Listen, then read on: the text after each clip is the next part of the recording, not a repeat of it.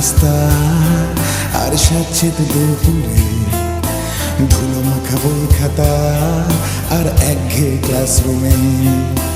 রোদে ভেজা রাস্তা আর স্যাঁতসেঁতে দুপুরে, ধুলো মাখা বই খাতা আর একঘেয়ে ক্লাসরুমে।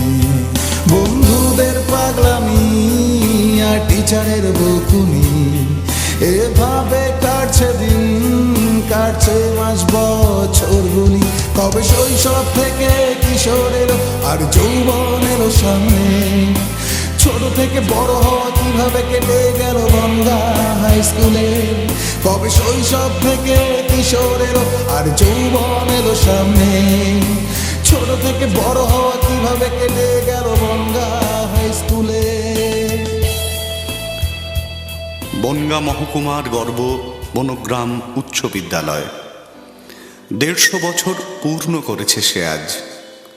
অনেক ইতিহাস, অনেক স্মৃতি, অনেক কল্পনা, ভাবনা, বিদ্রোহ আর চেতনার ১৫০ বছর।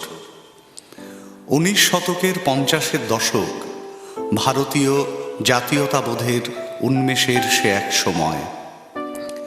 ১৮৫৬ সালে বিদ্যাসাগর প্রথম বিধবা বিবাহ প্রচলন করেন। এরপর ১৮৫৭ সালে শুরু হয় মহাবিদ্রোহ। বলা যেতে পারে এটিই ছিল ইংরেজদের বিরুদ্ধে প্রথম স্বাধীনতা যুদ্ধ। ইংরেজ সাম্রাজ্যবাদের বিরুদ্ধে একটি প্রত্যক্ষ আঘাত। ইংরেজ সরকার একটু চমকে গেলেন, তাদের কপালে চিন্তার ভাঁজ পড়ল। ব্রিটিশ সরকারের শাসনপন্থায় পরিবর্তনের প্রয়োজন হয়ে পড়ল, আর সেই শাসনপন্থার পরিবর্তনের জন্য তারা নীতি নির্ধারণ করলেন। ভারতীয় অভিজাত শ্রেণী তৈরি করে শাসন ও শোষণ ব্যবস্থাকে যাতে সহজেই ত্বরান্বিত করা যায়, সেই ব্যবস্থা তারা নিলেন। উচ্চশিক্ষার প্রয়োজনে ১৮৫৭ সালে কলকাতা বিশ্ববিদ্যালয়ের প্রতিষ্ঠা। ১৮৫৯ সালে শেষের দিকে মাদ্রাজ বিশ্ববিদ্যালয় এবং বোম্বে বিশ্ববিদ্যালয় স্থাপিত হয়। ১৮৫৭ সালের মহাবিদ্রোহ তখন মাত্র ৭ বছরের অতীত। শত শত দেশীয় সৈনিকের বিদ্রোহের আগুন কোম্পানির নলের মুখে থমকে গেল বটে, নিভে গেল না। দেশীয় কৃষকের উপর ইংরাজের নগ্ন অত্যাচারে ঘৃণায় ফেটে পড়লেন দীনবন্ধু মিত্র। লিখলেন নীলদর্পণ। ১৮৬০ নীলদর্পণ প্রকাশিত হওয়ার সাথে সাথে সারা দেশ জুড়ে শুরু হলো রাষ্ট্রশক্তির বর্বরতার বিরুদ্ধে কঠোর সমালোচনা।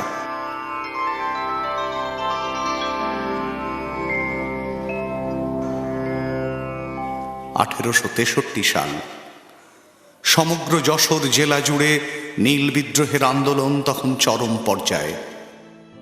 ইংরেজ সরকার এই বিদ্রোহকে প্রশমিত করবার জন্য বনগ্রাম মহকুমা তৈরি করলেন। প্রথম মহকুমা শাসক হলেন সি কুইনি সাহেব। মহকুমা স্থাপনের ঠিক ১ বছর পর ১৮৬৪ সালে বনগাঁতে প্রথম একটি মিডল ইংলিশ স্কুল স্থাপিত হয়। এই সময়ে তদানীন্তন মহকুমা ম্যাজিস্ট্রেট মিস্টার সি কুইনি এই বিদ্যালয় স্থাপনে অগ্রণী ভূমিকা গ্রহণ করেন। একজন শিক্ষক ও ৩০ জন ছাত্র নিয়ে শুরু হয় এই বিদ্যালয়ের পথ চলা। সে সময় বিদ্যালয়ে ছাত্র সংখ্যা অধিক হতে পারেনি। তার কারণ প্রাকৃতিক বিপর্যয় ও সংক্রামক ব্যাধির প্রকোপ। বনগাঁ শহর তদানীন্তন সময়ে বারবার বসন্ত, ওলা ওঠা, ম্যালেরিয়া মহামারীর আকার ধারণ করে কেড়ে নিতে থাকে শয়ে শয়ে মানুষের প্রাণ। মিডল ইংলিশ স্কুলকে এইচই স্কুলে উন্নীত করবার প্রয়াস শুরু হয় তারই মধ্যে। আর এই প্রচেষ্টা সফল হয় তৎকালীন সম্পাদক গোপালচন্দ্র চট্টোপাধ্যায়, সহকারী সম্পাদক গঙ্গাচরণ চট্টোপাধ্যায় এবং রায়বাহাদুর বিষ্ণুচরণ দত্ত মহাশয়ের অক্লান্ত পরিশ্রম ও স্বার্থত্যাগে।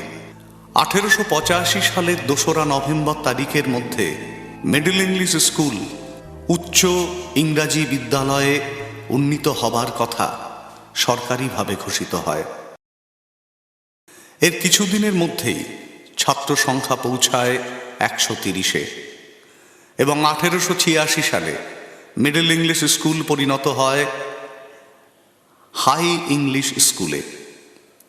গঙ্গাচরণ চট্টোপাধ্যায় তার নিজের জমিতে বিদ্যালয় গৃহ নির্মাণের অনুমতি দিলেন এবং নিজ তত্ত্বাবধানে বিদ্যালয় গৃহ নির্মাণও করালেন। আর এই বিদ্যালয় গৃহ নির্মাণের জন্য যাঁরা অর্থ প্রদান করেছিলেন তাদের মধ্যে উল্লেখযোগ্য পুণ্যশ্লোকা মহারানী স্বর্ণময়ী দেবী এবং গোবরডাঙ্গার সর্বজনপ্রিয় জমিদার গিরিজাপ্রসন্ন মুখোপাধ্যায়।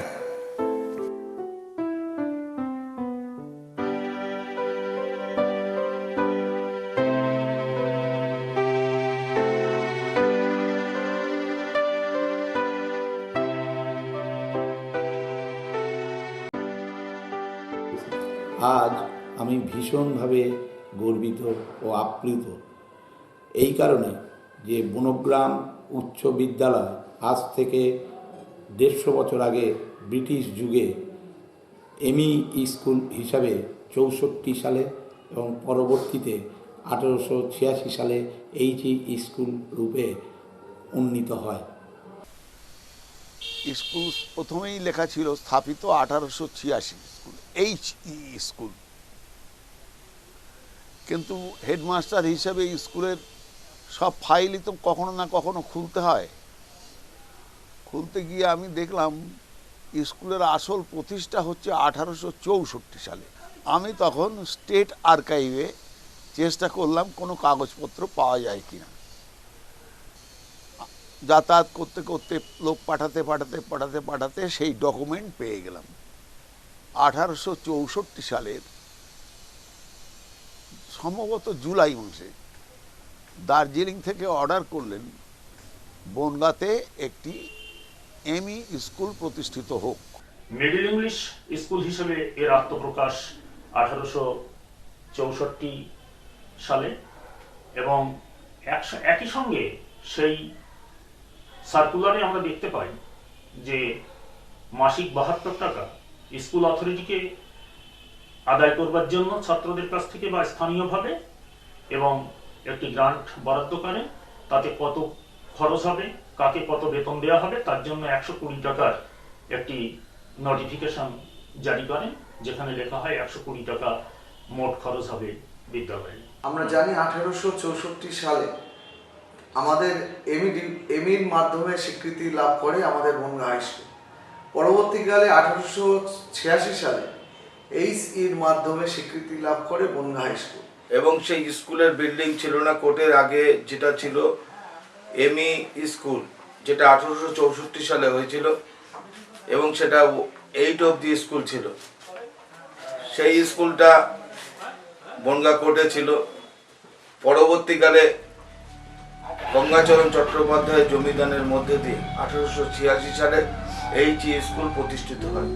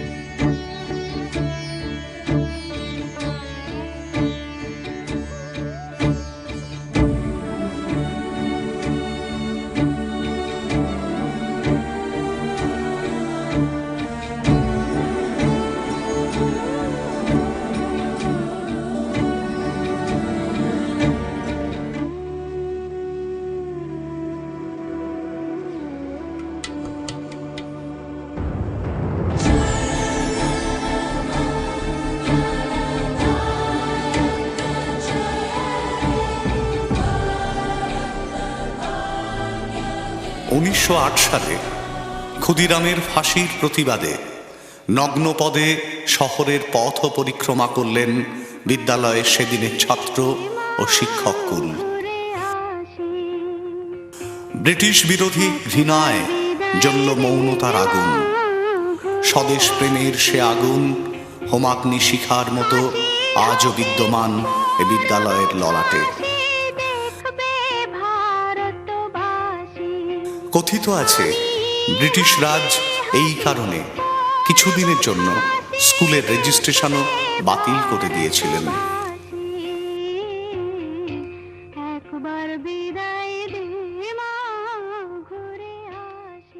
বিদ্যালয়ের অসংখ্য ছাত্র তারা স্বাধীনতা আন্দোলনে যোগ দিয়েছেন, কারাবরণ করেছেন, এমনকি মৃত্যুবরণ করেছেন। বনগ্রামের কোড়ারবাগান নিবাসী মন্মথ চক্রবর্তীর পুত্র সত্যেন চক্রবর্তী 1930 সালে তিনি বিদ্যালয় থেকে প্রথম বিভাগে ম্যাট্রিকুলেশন পরীক্ষায় উত্তীর্ণ হন। পারিবারিক কারণে তিনি চাকরি নিতে বাধ্য হন। আসামের ডিগবয়ে তিনি তেলের খনিতে চাকরি করতেন, সেখানে শ্রমিক আন্দোলনের সঙ্গে যুক্ত হয়ে পড়েন। ব্রিটিশ সাম্রাজ্যবাদী শোষণের বিরুদ্ধে তার মনোভাব ব্রিটিশ সরকারের জানা ছিল। খুব ঠান্ডা মাথায় মিস্টার গ্রেস বুক নামক ইংরেজ এর রিভলভারের গুলিতে তিনি একটি আন্দোলন পরিচালনা করবার সময় নিহত হন। এটা বনগ্রাম উচ্চ বিদ্যালয়ের পক্ষে অত্যন্ত গৌরবের যে বনগ্রামের প্রথম এবং একমাত্র শহীদ সত্যেন চক্রবর্তী। স্বাধীনতার 50 বছর পূর্তির সময় যে তথ্য ও সংস্কৃতি বিভাগের সহযোগিতায় যে অনুষ্ঠান বনগ্রাম উচ্চ বিদ্যালয়ে করা হয়, সেই অনুষ্ঠানে সত্যেন চক্রবর্তীর স্ত্রী এবং পুত্রকে আমরা এনেছিলাম বিদ্যালয়ে সম্মানিত করবার জন্য।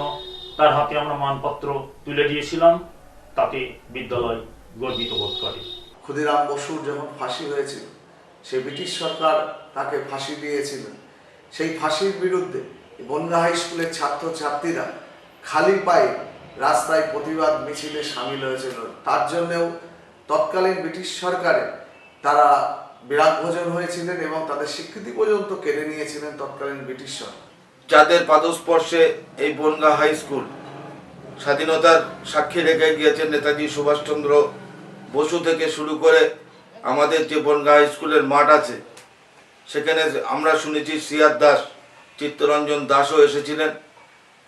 বনগাঁর যারা যেসব মনীষীরা যে ভারতবর্ষকে ব্রিটিশদের হাত থেকে স্বাধীন করার জন্য এসেছিলেন, তারা সকলেই আমাদের বনগাঁয় এসেছিলেন এবং আমাদের বনগাঁ হাই স্কুলের মাঠটাকেই প্রাণকেন্দ্র হিসেবে বিভিন্ন মিটিং ফিটিং হয়েছে।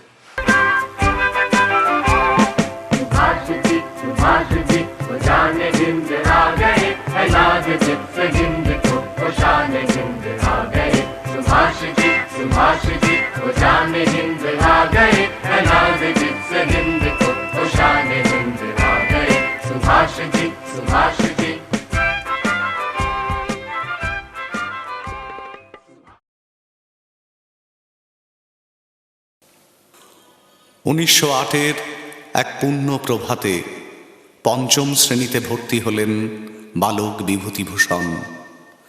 স্বর্ণপশুতা হল বনগ্রাম উচ্চ বিদ্যালয়।